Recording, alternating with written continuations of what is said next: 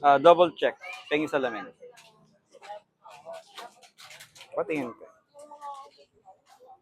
Ayun oh. Wisdom. Oh.